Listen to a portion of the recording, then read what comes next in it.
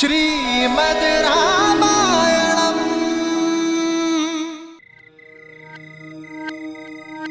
मन अति प्रसन्न है मेरा। गुदगुदी हो रही है सोचकर मन में, मेरा भरत राजकवि होगा। ये कैसी बातें कर रही हो? क्यों? अरे गुण और लक्षणों के आधार पर ही तो पद मिलता है। राम तो निश्चित ही राजा बनेगा और लक्ष्मण तो अवश्य ही सेनापति बनेगा, और शत्रुघ्न, उसे तो कोई छोटा मोटा मंत्री का पद मिल ही जाएगा। किंतु भरत, उसकी कविताएं तो पूरे संसार में प्रसिद्ध होंगी। कैकई वंश का वो पहला कवि होगा, है ना आनंद की बात? ऐसा कुछ नहीं है। भरत भी ऋषि वशिष्ठ से शिक्षा लेकर लौटा है।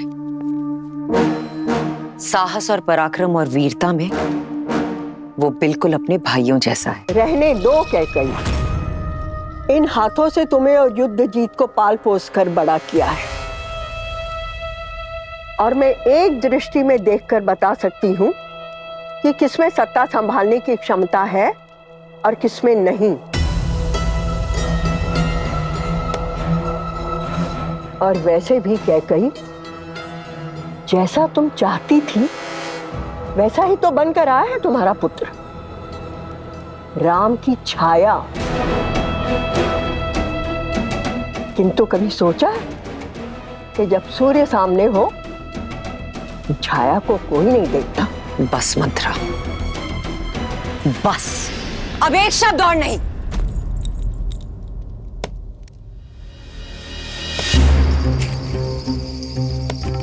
बुरा क्यों लगा कैकई? तुम तो अवध की रानी हो, राम की माँ हो। मैं तो आज भी तुम्हारी दासी मंत्रा हूं, तुम्हारी शुभ चिंतक। मंत्रा, एक शब्द और नहीं। निकलो यहां से, और एक काम करना, आज रात तुम बाहर ही सोना। जाओ यहां से। मैं चली जाऊंगी कैकई, मैं तो श्वान हूं, कुकर। मैं वहां आंगन में रहकर भी तुम्हारी रखवाली करूंगी कैकई। पर कब तक? मेरे बाद कौन तुम्हें संभालेगा? वो पुत्र जो राम की छाया बन गया है, या वो पति जो राम का दास है? मंत्रा, एक शब्द और नहीं। मंत्रा, निकलो अभी यहां से।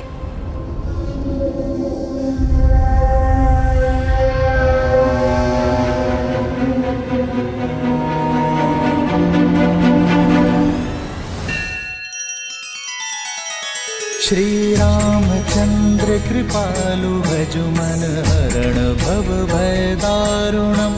नव कंज लोचन कंज मुख कर कंज पद कंजारुणम्। सिया राम, सिया राम, सिया राम, सिया राम। आदर्श और मर्यादा की है ये कथा महापावनम्। काट मद श्री से मिलाने श्रीमद् रामायणम्। श्रीमद् रामायणम्। सिया राम, सिया राम, सिया राम, सिया राम।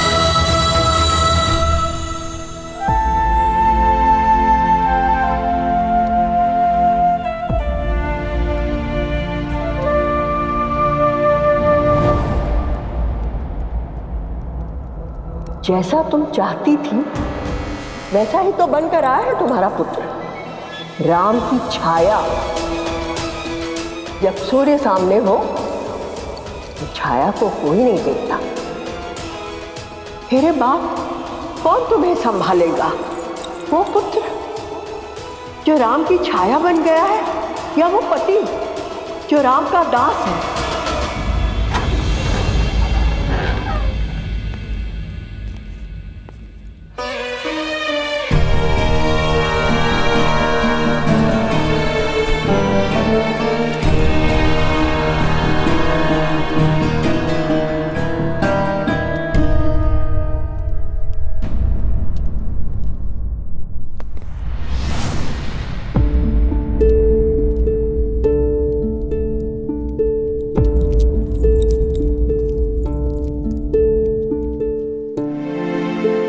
ऐसा पहले भी हो चुका है, किंतु तब आपके पुत्र आपके पास नहीं थे।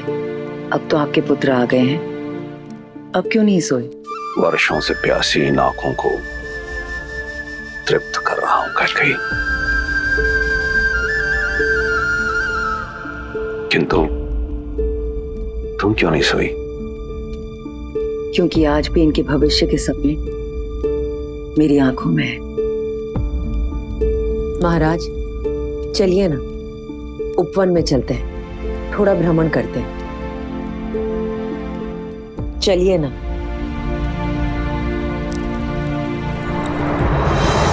नहीं कैकेयी, मेरे पुत्र अभी अभी लौटे और तुम उन्हें मुझसे दूर भेजने की बात कर रही? मैं उन्हें कल भेजने की बात नहीं कर रही। 1-2 मास उनके स्नेह का आनंद उठाने के पश्चात हमें कठिन निर्णय लेना होगा महाराज। नहीं कैकेयी, ये वियोग मेरा हृदय तोड़ देगा। अयोध्या के सुयोग के लिए ये वियोग आवश्यक है महाराज। वो बरगद का पेड़ देख रहे हैं? आपने ही उसे उसके पिता की छाया से दूर किया था ताकि वो पनप सके, किंतु अन्य पौधों का क्या? आपने कदाचित नहीं देखा है, लेकिन मैंने एक बात का अनुभव किया है। संदेह नहीं कि राम एक दिन अयोध्या पर राज करेगा, किंतु तब उसे विश्वस्त और अनुभवी भाइयों की आवश्यकता होगी। इस वक्त अति आवश्यक है कि हमारे सारे पुत्र राजकाज, सैन्य संचालन सीखें। राजनीति भी यही कहती है कि साम्राज्य के सभी पुत्रों को एक साथ एक स्थान पर नहीं होना चाहिए। आप जानते हैं मैं अपने पुत्रों से अत्यधिक प्रेम करती हूं, इसलिए चाहती हूं कि आप राम को राजकाज सिखाएं। भरत को मेरे भाई युद्धजीत के पास भेज दिया जाए तक्षशिला अभियान के लिए, लक्ष्मण को करुपदा और शत्रुघ्न को मधुपुर विजय के लिए। कैकेयी, तुम अपने पुत्र भरत की बात करो, मैं अपने अन्य पुत्रों को अपने से दूर कहीं नहीं भेजूंगा।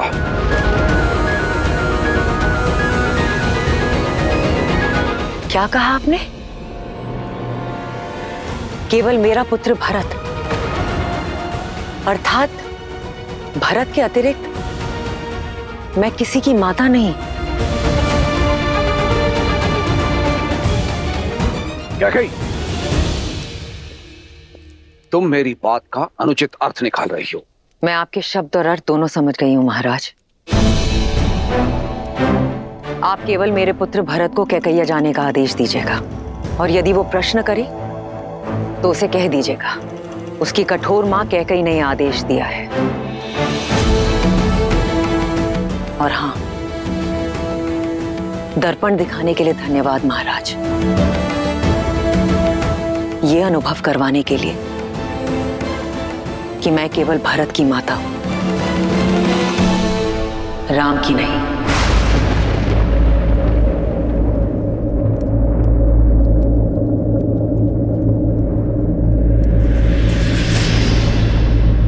कैकेयी,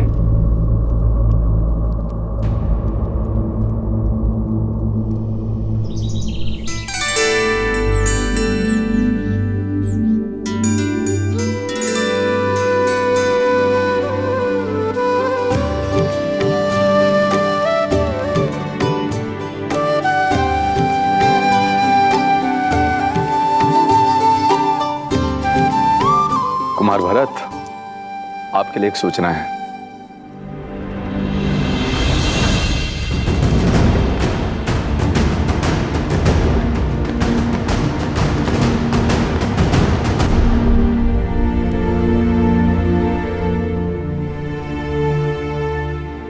तुम भीतर आ सकते हो भरत।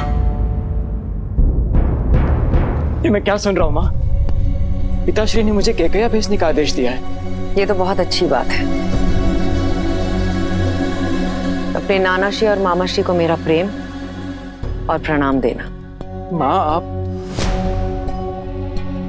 पिताश्री ने कहा है कि ये सब आपकी इच्छा है। आप मुझे अयोध्या से दूर क्यों कर रही हैं माँ?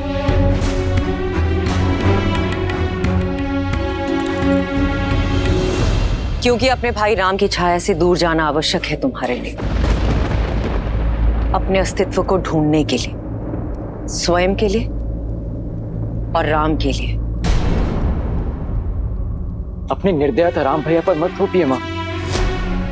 आपका द्वेष किससे है? राम भैया से या मुझसे? द्वेष? राम मेरा ज्येष्ठ पुत्र है, गर्व है वो मेरा। और तुम्हें मैंने अपनी कोख से जन्मा है, अस्तित्व हो तुम मेरे। भूल कर भी कभी मत सोचना कि मैं अपने पुत्रों से द्वेष कर सकती हूं,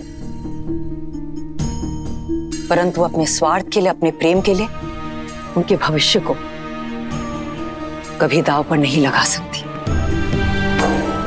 देखो स्वयं को भरत, कैसे टूटे हुए लाचार दिख रहे हो।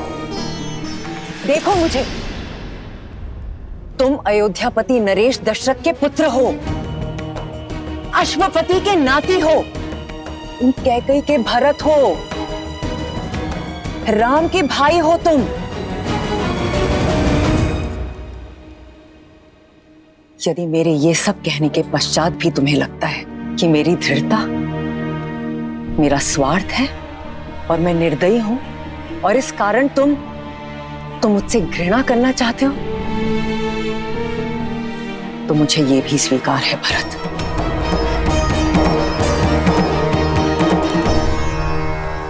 और यदि तुम ये मानते हो कि मैं अपने पुत्र राम से घृणा करती हूं,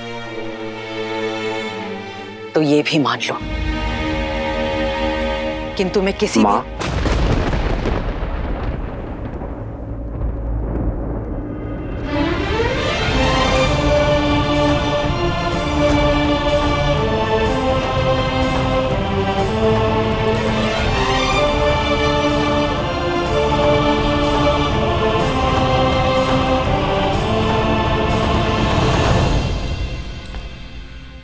राम, मेरा कहने का वो तात्पर्य नहीं था।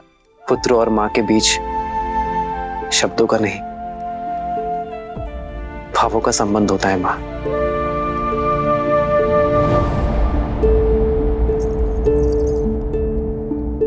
और ये बात मेरा भोला भरत भले ही ना समझे, पर मैं अच्छे से समझता हूं।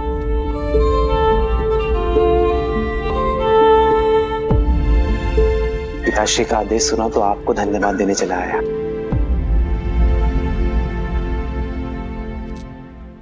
मां ने जो बात कही है वो मैं कब से अनुभव कर रहा हूं भरत, और तुम्हारा आत्मविश्वास बढ़ाने का प्रयास भी किया है मैंने, पर कभी सफल नहीं हो पाया। जानते हो क्यों? क्योंकि मैं भाई हूं। मां ने अपने बालक को मधु के भीतर लपेटकर कड़वी औषधि पिलाने की कला मुझ में नहीं है भरत। मां ठीक कहती है भरत, मुझे केवल एक सबल भाई की आवश्यकता नहीं है, अयोध्या को एक प्रबल सेनापति, एक प्रशासक की आवश्यकता है। स्वयं सोचो भरत, हर कार्य में तुम्हें मेरी सहायता, मेरी पहल की आवश्यकता होती है।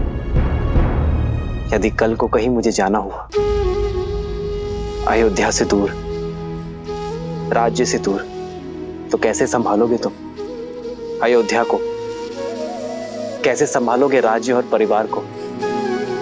क्या केवल माताओं का ही धर्म है कि अपनी संतान के उज्जवल भविष्य के लिए वर्तमान में दुख सहे? क्या हमारा कोई कर्तव्य नहीं भरत?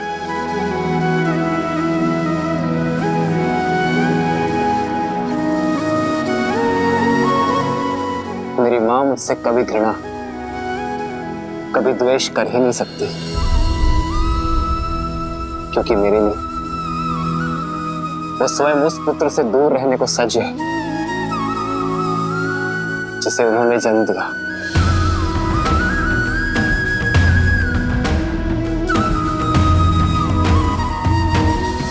स्मरण रखना भरत, पुत्र को पुत्र हो सकता है, माता को माता नहीं।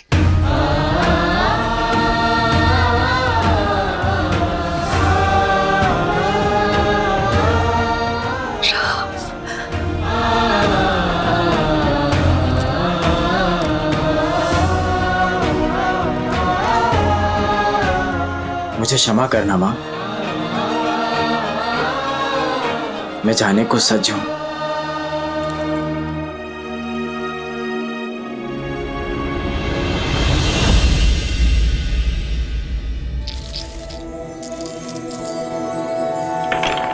लो, मैं तो विजय के और निकट आ गई सुकीर्ति।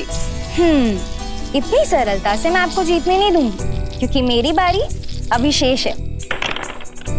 देखा, पौ 12 आप लोगों से आगे हुई ना उर्मिला दीदी।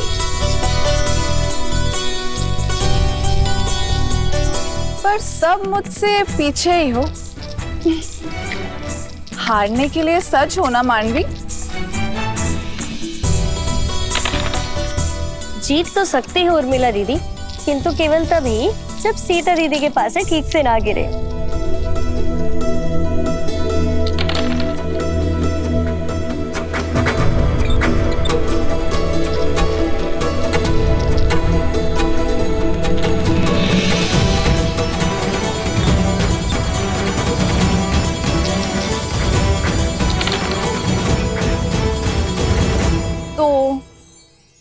मैं तो हार गई और मैं जीत गई। देखा सीता दीदी, आप फिर से जानबूझ के हार गई ना। आप हमेशा यही करती है, गार की जैसी विदुषी को अपने ज्ञान से हरा देती हैं और अपनी बहनों के सामने हमेशा हार जाती हैं। क्योंकि तुम्हारी जीत मेरी जीत है, और अपनों से हारने में जो सुख मिलता है ना, वो 100 विजयों से भी अधिक है।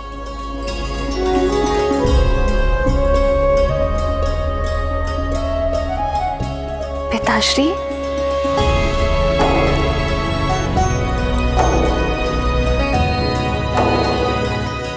प्रणाम पिताश्री। दीर्घायु भव।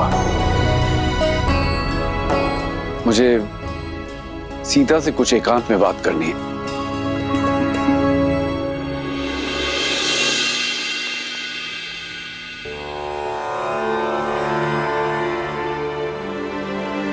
सीता,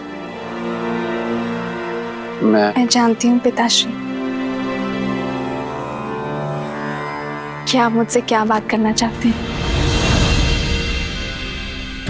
अपने पिता के मन की बात को सदैव कैसे समझ जाती हो पुत्री? जिस पिता ने इतनी कठिनाइयां सहकर अपनी पुत्री को सारे आनंद दिए, वो अपने पिता के मन की दुविधा को कैसे नहीं समझेगी पिताश्री? पुत्री की आयु होने पर हर पिता के मुख पर चिंता रहती है, और साथ ही आपके मुख पर यह भी उलझन है कि क्या आपकी पुत्री इस विवाह के लिए सज है या नहीं। तो इस उलझन का हल क्या है पुत्री? जब उलझन ही नहीं है तो हल कैसा पिताश्री? मैं आपसे ये नहीं पूछूंगी कि एक कन्या को अपना घर छोड़कर पराये घर में क्यों जाना होता है, क्योंकि मैं जानती हूँ कि एक स्त्री में ही इतनी शक्ति होती है कि वो अपना संसार छोड़कर एक नया संसार बना सके, अपने संस्कार, अपने आदर्श आने वाली पीढ़ी को दे सके जो उसने अपने पिता से पाए हैं। पिताश्री, संसार समझता है कि स्त्री का कोई एक घर नहीं होता, जहां जन्मी वो मायका और जहां जाती है वो ससुराल। परंतु पिताश्री, मेरा मानना है कि कन्या सौभाग्यशाली होती है, क्योंकि उसके एक नहीं 2-2 घर होते हैं। जहां जन्म लेती है उनसे नाता जुड़ा रहता है, और जहां जाती है उन्हें भी अपना बना लेती है। मैं तुम्हें विश्वास दिलाता हूं पुत्री, मैं तुम्हारे लिए सुयोग्य वर ढूंढूंगा, तुम्हारा स्वयंवर रखूंगा। मैं भारत के सबसे पराक्रमी, सबसे समृद्ध राजकुमारों को निमंत्रण भेजूंगा। किंतु पिताश्री, इस स्वयंवर में मैं अपना वर किस आधार पर चुनूंगी? किसके पास कितनी धन संपत्ति है ये देखकर, या किसकी सेनापति शक्तिशाली है इस चुनौती पर? पिताश्री, विवाह सेना संपत्ति से या राज्य से नहीं होता है ना?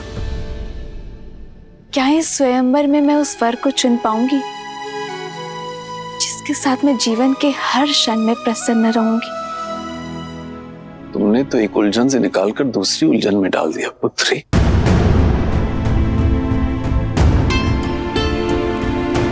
माता,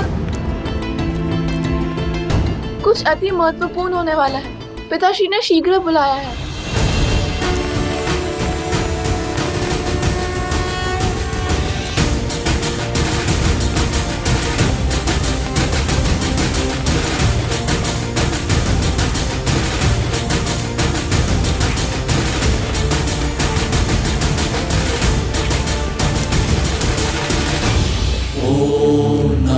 शिवाय ओम नमः शिवाय नमः शिवाय नमः शिवाय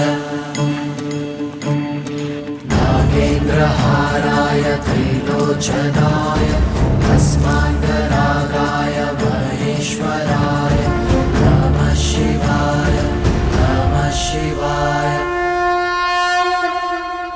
हे महादेव, मेरी पुत्री सीता को जैसा वर चाहिए केवल आप ही दे सकते हैं। अब मुझे समझ में आया,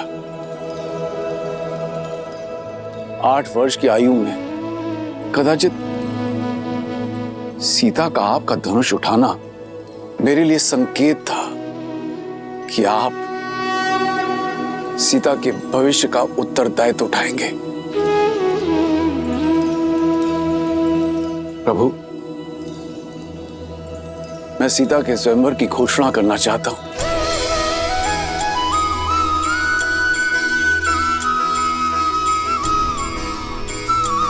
वर का चयन आपकी शक्ति और आपके न्याय का प्रतीक आपका महाधनुष पिनाक होगा।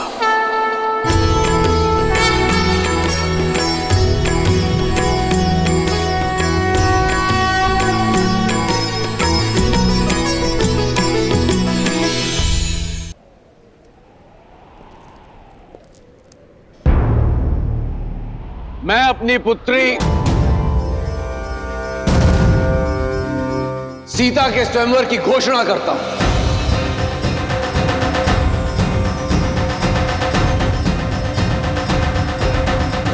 जो व्यक्ति महादेव का धनुष उठाकर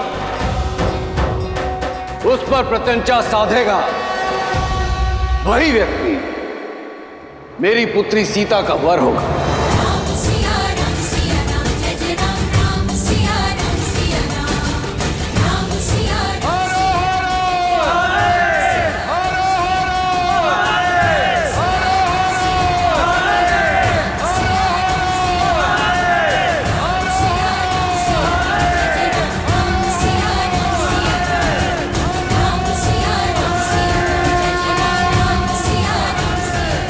जनक ने सीता के लिए वर ढूंढने का उत्तरदायित्व आप पर छोड़ दिया है प्रभु। सत्य तो यह है देवी कि मिथिला में अपने इस उत्तरदायित्व को निभाने का प्रबंध मैंने कई वर्ष पहले ही कर दिया था। कैसे, बताइए ना, कैसे ढूंढेंगे जनक राम को? जो सच्चे मन से राम को खोजना चाहें, राम तो उन्हें मिल ही जाते हैं। और वैसे भी संसार में ऐसा कौन है जो राम को खोजना नहीं चाहता?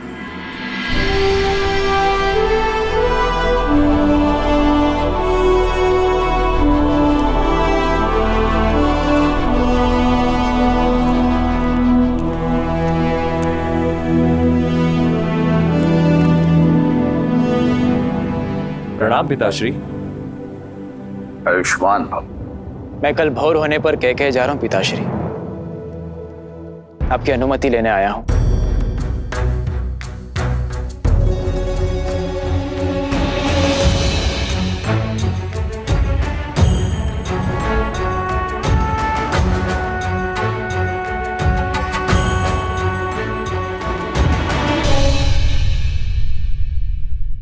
और शत्रुघ्न,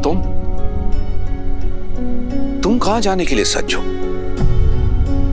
पिताश्री, भरत भैया को मेरी आवश्यकता होगी और फिर मेरा भी मन है कि मैं मामा के देश का भ्रमण कराऊं। शत्रुघ्न का निर्णय अच्छा है पिताश्री। 1 से 2 सदा श्रेष्ठ होते हैं। यदि आपका मन हो तो मैं जाऊं पिताश्री।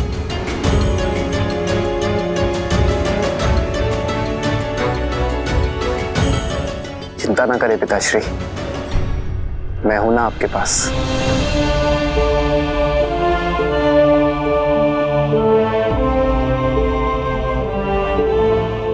अनुमति है।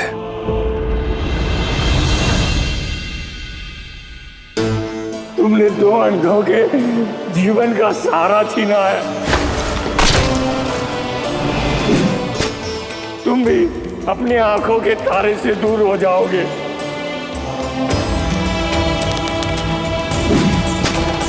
अपने धर्म रक्षक पुत्र के वियोग में तरस तरस कर मरोगे तुम।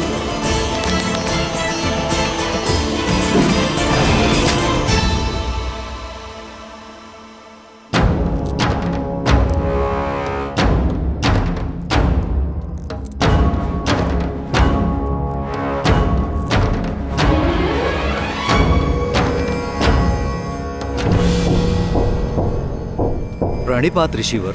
आपके महाराज दशरथ कहाँ हैं? मुझे उनसे भेंट करनी है, शीघ्र, अतिशीघ्र। परंतु ऋषिवर, आपका परिचय? आर्य,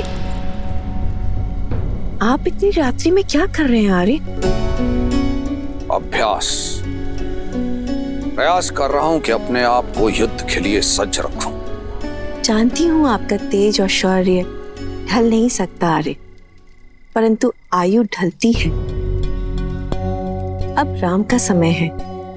युद्ध अयोध्या को पुकारेगा तो उत्तर देने की बारी राम की है। वही तो कारण है मैं राम से दूर नहीं रह सकता। भय है कि कहीं भरत और शत्रुघ्न की भांति राम पुनः उससे दूर ना हो जाए। महाराज की जय हो। महाराज, इस समय कष्ट देने के लिए क्षमा चाहता हूं, पर ऋषि विश्वामित्र पधारे हैं।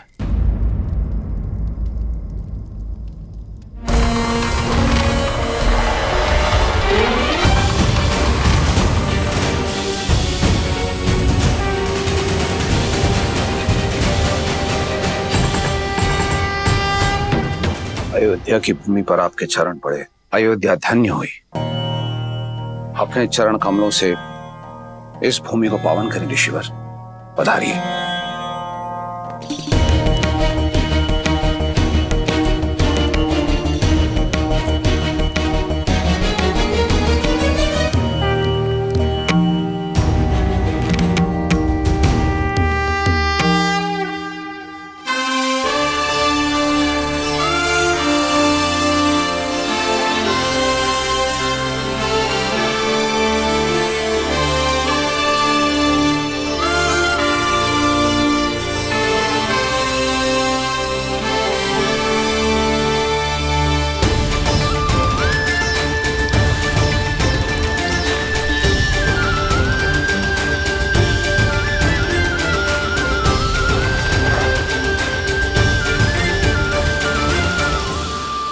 ऋषिवर, मेरा पुत्र अभी अभी शिक्षा प्राप्त करके लौटा है।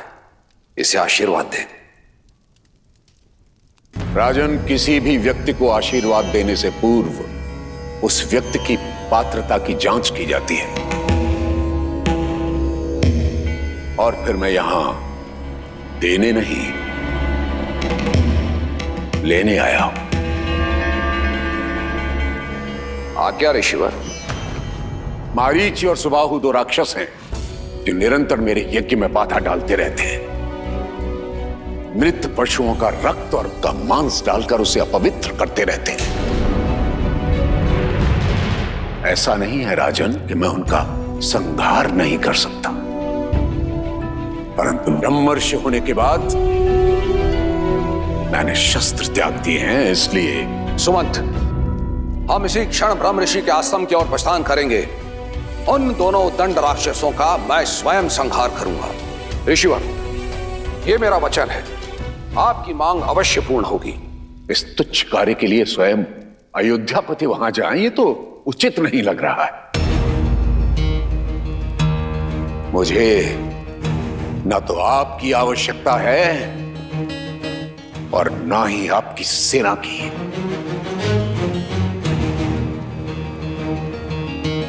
तो ऋषिवर, मैं और क्या दे सकता हूं?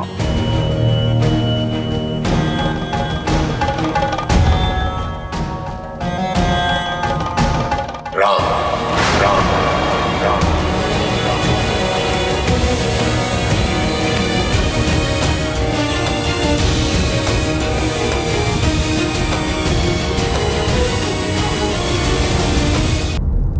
राजन, आप अपने पुत्र के लिए आशीर्वाद चाहते थे और मैं सहाय था। आप राम मुझे दे दीजिए, दोनों की इच्छाओं की पूर्ति हो जाएगी। किंतु ऋषिवर, मेरा राम, वो तो बालक है अभी। तो यूं समझिए कि उस बालक के बड़े होने का समय आ गया। किंतु मेरे राम को तो युद्ध का अनुभव ही नहीं है ऋषिवर। राजन, अनुभव युद्ध करने से होता है, और फिर जो शिक्षा आदरणीय ब्रह्मर्षि वशिष्ठ ने उसे दी है, उसकी परीक्षा भी हो जाएगी।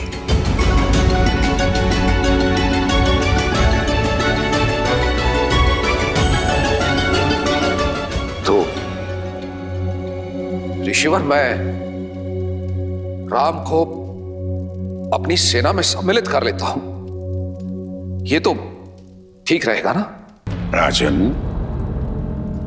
क्या मैंने अपनी बात स्पष्ट नहीं की?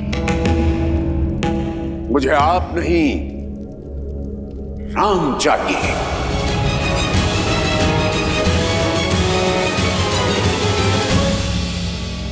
ऐसा अनर्थ न करे ऋषिवर। राम तो अभी अभी लौटा है, इसका वियोग मेरे प्राण हर लेगा ऋषिवर, मेरे प्राण हर लेगा। रघुकुल रीति सदा चले आई, प्राण जाएं पर वचन न जाए। परंतु ऐसा प्रतीत होता है कि आप इन शब्दों को विस्मृत कर गए हैं राजन। प्राणों की इतनी ही चिंता है तो रघुकुल की वचनबद्धता का ढिंढोरा क्यों पीटते हैं अयोध्यापति? विश्वास नहीं होता कि आप महान राजा हरिश्चंद्र के वंशज हैं, जिसने अपना सब कुछ त्याग दिया था अपने शब्दों का मान रखने के लिए। पहली बार अयोध्या ने निराश किया।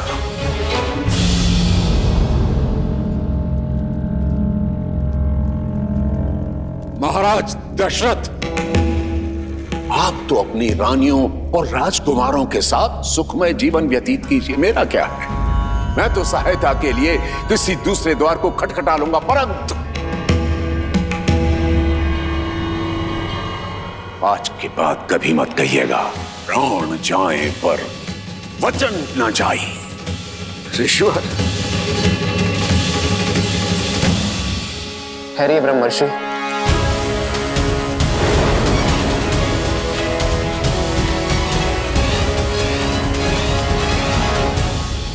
आप धर्मपरायणता के अवतार हैं, ज्ञान में सर्वश्रेष्ठ है। आप किसी भी असुर को स्वयं दंडित करने में सक्षम हैं, किंतु ब्रह्मत्व का मान रखने और रघुकुल का मान बढ़ाने स्वयं अयोध्या आए हैं। आपके साथ चलना मेरा सौभाग्य होगा गुरुवर। केवल एक अनुरोध है, कल प्रातः तक प्रतीक्षा कीजिए, अयोध्या का स्वागत स्वीकारेगा। ठीक है, कल प्रातः काल तक का समय है तुम्हारे पास। जैसे ही कल का सूर्योदय होगा, अयोध्या के मान का उदय होगा अथवा उसके तेज का अस्त होगा।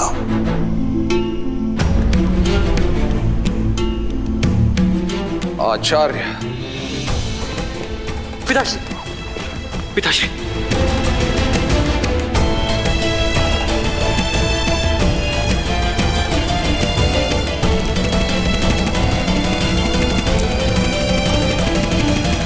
प्रणाम गुरुदेव।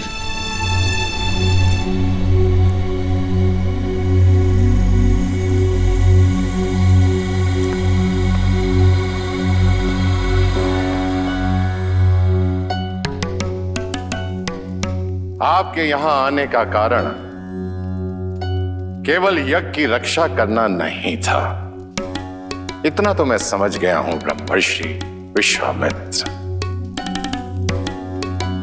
आप राम को परखने आए हैं। ब्रह्मर्षि, क्या आपको इतना भी अनुभव नहीं कि राम स्वयं नारायण है? अनुभव किया है ब्रह्मर्षि, परंतु सामने रखी धातु स्वर्ण होते हुए भी उसकी परख की जाती है। और आप तो भली भांति जानते हैं, नारायण समय समय पर अनेक अवतार लेते रहे। परशुराम स्वयं उनके एक अवतार हैं। हर अवतार का एक उद्देश्य होता है, जैसे इस अवतार का उद्देश्य मर्यादा की स्थापना है। परंतु रावण के अंत के लिए राम की पात्रता को जांचना मेरा कर्म है, और यदि वे नारायण के पूर्णावतार हैं तो उन्हें उनकी यात्रा के लिए मार्ग प्रशस्त करना मेरा धर्म है।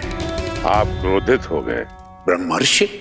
मैं आपसे क्रोधित नहीं हूं, मैं उस विघ्न से क्रोधित हूं जो राजा दशरथ ने खड़ा किया था।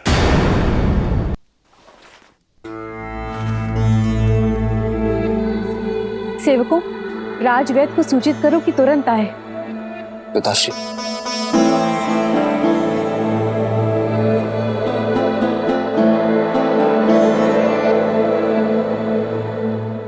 आपका स्वास्थ्य सदा ठीक रहता है पिताश्री। ये अचानक क्या हुआ आपको? थक गया हूं, विश्राम की आवश्यकता है।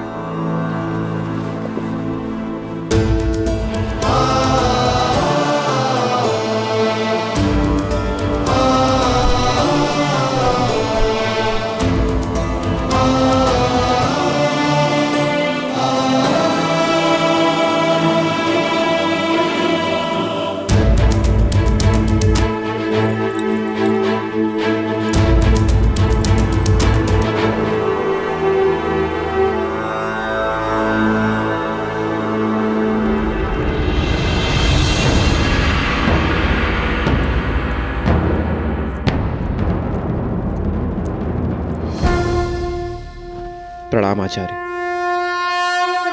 महाराज दशरथ की ठीक नहीं है आचार्य, कोई कुंठा है उनके मन में। तुम्हें क्या प्रतीत होता है? ऐसा क्या है?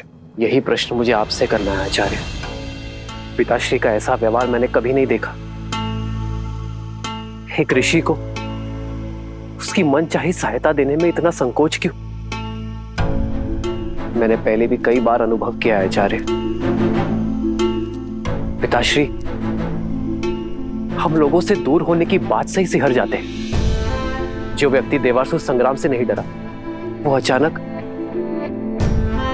दो राक्षसों से अपने पुत्र के सामने की बात को लेकर भयभीत क्यों है? आपने तो उन्हें बालपन से पाला है, उन्हें शिक्षित किया है। मेरी माताओं से अधिक आपने उन्हें निकट से देखा है। एक पुत्र होने के नाते मेरा यह कर्तव्य है आचार्य कि मैं अपने पिताश्री के मन के भय को दूर कर सकूं। बोलिए आचार्य, उनके भय का कारण क्या है? भय के बिना प्रेम निभता नहीं है, पर प्रेम ही सबसे बड़े भय का कारण है। उनका भय तुम हो राम। तुमसे बिछड़ने का भय है जो तुम्हारे पिता को दुर्बल बना देता है। उन्हें मोह है राम अपनी संतान से, विशेषकर तुमसे राम। आप तो आचार्य हैं, उनके पिता समान, उनके गुरु भी आप ही हैं। तो क्या आप उन्हें इस व्यथा से दूर नहीं कर सकते? कई बार रोग का कारण ही उसकी औषधि होता है राम। दशरथ का रोग भी तुम हो और निदान भी भय की काट विश्वास होता है राम। अब देखना है कि राम अपने पिता को वो विश्वास दिला पाता है या नहीं। प्रश्न दशरथ के धर्म का नहीं, राम के कर्म पर है।